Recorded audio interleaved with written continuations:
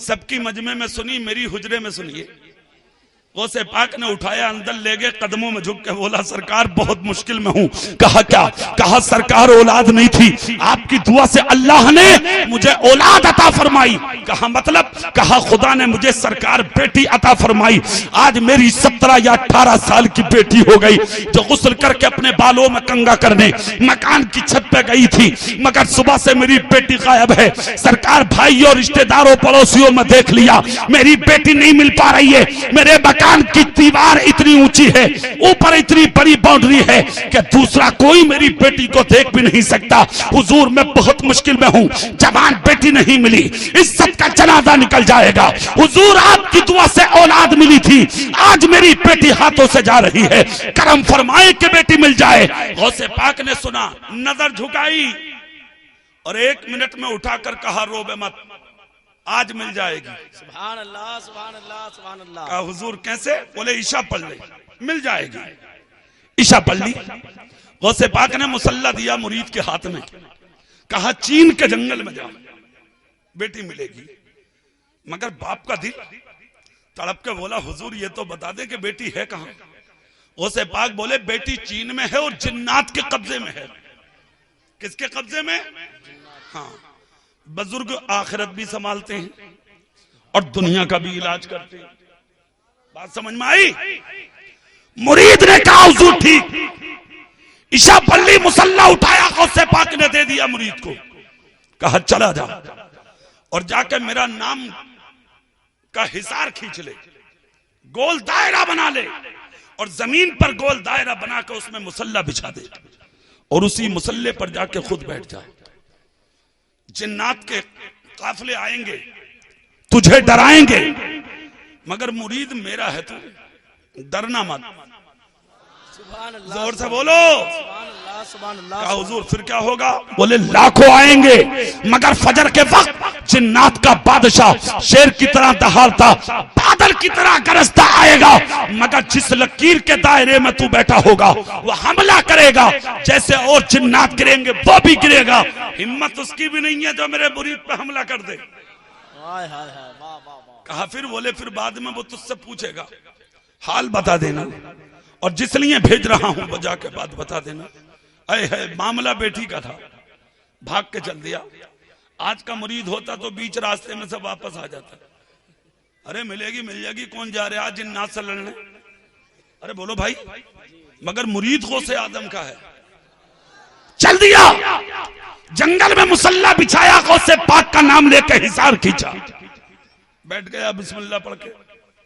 जैसे ही बैठा जिन्नात की जमातें आई, हमला किया, पीछे गिर गए जिन्नात, दायरे के अंदर ना आ सके जिन्नात, अंदर दाखिल ना हो सके जिन्नात, लाखों सब बना के खड़े हो गए। फजर के वक्त सरदार आया, वाकई जो गौसे पाक ने कहा था वही हुआ। शेर की तरह दहाड़ा, बादल की तरह गरजा, हमला करना चाहता था, गिर गया उल्टा। लकीर के करीब आके बोला तू है कौन? कहा गौसे पाक का मुरीद हूं मैं। जोर से नहीं बोलोगे आप? किसका मुरीद? गौसे पाक का मुरीद हूं मैं। हाथ बांध के खड़ा हो गया, बांध के बोला आया क्यों है? कहा आया नहीं हूं, भेजा गया। किसने भेजा? बोले गौसे पाक ने। बोले क्यों? बोले मेरी 17 साल की बेटी सुबह से गायब है, मेरी बेटी मिल नहीं रही थी, मैं अपने पीर के पास गया, मेरे पीर ने कहा मेरी बेटी तुम्हारे पास है। जिन्नात का सरदार जिन्नात से बोला तलाश करो। लाखों की तादाद में जिन्नात जमीन पर तकसीम हुए, 2 घंटा में वापस आए। आकर कहा हुजूर इससे कह दो बेटी हमारे पास नहीं है। बनारस वालों यहां जुमला काबिल गौर है।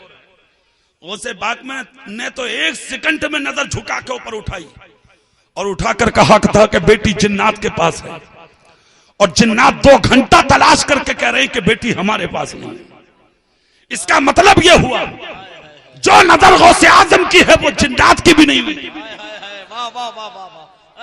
क्या शान है गौसे आजम की। जिन्नात का सरदार बोला खामोश, बेटी तुम पर है, तुम्हारे पास है। कहा हुजूर वो कैसे? कहा अगर बेटी तुम्हारे पास ना होती तो गौसे आदम मुरीद को यहां भेजते ही नहीं। उन्होंने मुरीद को यहां इसीलिए भेजा है कि बेटी तुम्हारे पास है। खुदा की कसम इतना कहा तो फिर से जिन्नात गए, खाली कुओं में, खाली मकानों में, खाली दुकानों में, जंगलों में, सेराओं में, पहाड़ों की खाराओं में तलाश किया। देखा तो एक जगह एक जिन के कब्जे में उस गरीब की बेटी मिल गई। उस जिन को गिरफ्तार किया, उसकी बेटी को बाइज्जत लेकर आए सरदार के पास। हुजूर बेटी भी मिल गई। जो जिन उठाकर गया था हम उसको भी ले आए। बादशाह ने वो बेटी बाप के हवाले कर दी और बाप से कहा कि तू जा। गौसे पाक का मुरीद बोला जाता हूं, मगर एक बात बता दो, मैं तो उन्हें इसलिए जानता हूं कि मेरे पीर हैं। तुम गौसे पाक को कैसे जानते हो? जिन्नात बोले तो सिर्फ जानता, हम मानते हैं। कहा कैसे? बोले सुबह को हम अपना सफर का आगाज नहीं करते जब तक के बगदाद की जानिब सर झुका के सलाम नहीं कर लेते। सुभान अल्लाह, सुभान अल्लाह, सुभान अल्लाह। क्या शान है खुदा की कसम गौसे आजम की। ये शान और ये मकाम अल्लाह ने इन वलियों को अता फरमाया है। जिन्नात बड़ी ताकत का नाम है, बड़ी ताकत का, मगर अल्लाह वालों के सामने कुछ नहीं है। बात समझ में आई? मेरे उस्ताद एक जुमला बोलते थे, कहा था उन्होंने कि हुजूर ताजुश शरिया के कदमों में अल्लाह ने वो कमाल बख्शा है कि जिन मकानों में 100 साल से जिन्नात रहते हैं, ताजुश शरिया अगर उस मकान में कदम रख दे तो 100 साल जिन भाग जाता है।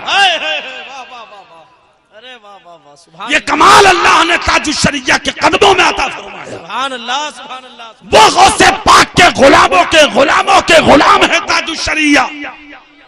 जब उनके कदमों का यह हाल है तो गौसे पाक के इशारे का सुभान अल्लाह, सुभान अल्लाह। जिन्ना अल्लाहु अकबर, या रसूलुल्लाह, जिंदाबाद, जिंदाबाद। ताजुश शरिया। मेरे भाई इधर देखिए, आप इधर देखें।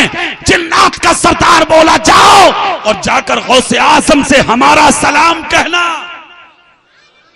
तुम्हारी बेटी बाइज्जत तुम्हारे हवाले। उसने कहा जाऊंगा। पहले नक्शा देख लो। जिन्नात मुखातब हुआ उस जिन्न की तरफ जिसने इसकी बेटी को उठाया था। जुमला सुन लो आप, शहंशाह बगदाद कॉन्फ्रेंस है ये। मुखातब हुआ, कहा भाई तूने उठाया बेटी? बोले हाँ। क्यों? क्या तुझे मालूम नहीं था बगदाद गौसे आजम की राजधानी है?